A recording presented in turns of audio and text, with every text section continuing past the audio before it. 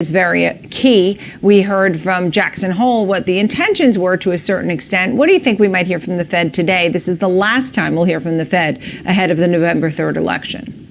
Yeah, and the first time we're hearing from them since they announced last month that the inflationary policies are changing, they'll tolerate higher inflation. So it's really going to be telling.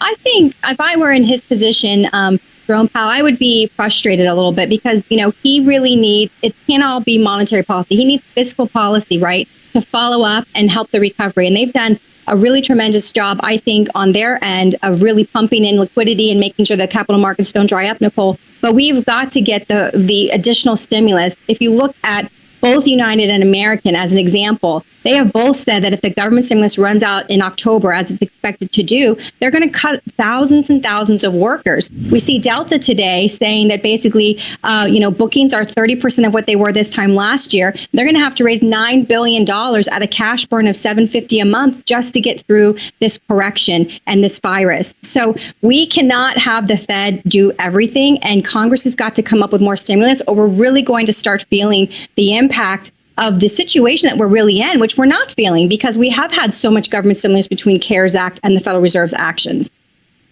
Yeah. I want to switch gears here, Rebecca, because I know you had some thoughts on Oracle and TikTok, and we've had developments even today. I know that the administration's been working very closely with all of this. Oracle, it looks like more of a minority stake, right, in this? I mean, How is this playing out? Did you think it was a good miss for Microsoft? And why Oracle? Why now? Yeah, I was interested with the Microsoft situation.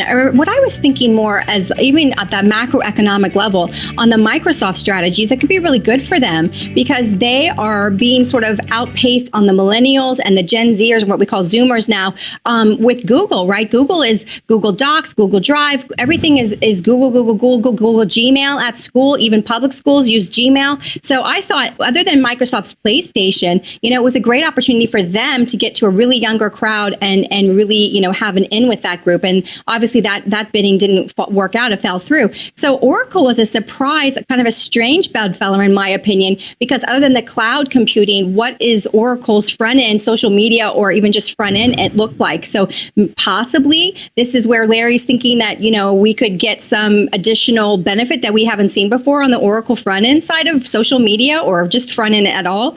But it was a little bit of a strange announcement. And I'm really curious to see the true deal they work out because, the first reports of Oracle was saying that that China was still going to be able to do data mining. And that's the whole problem that America can't have. That's why President Trump really is not a fan of TikTok and wants to basically cease operations, as we know they were supposed to cease this week now, apparently Saturday. So it's a very interesting situation changing by the minute.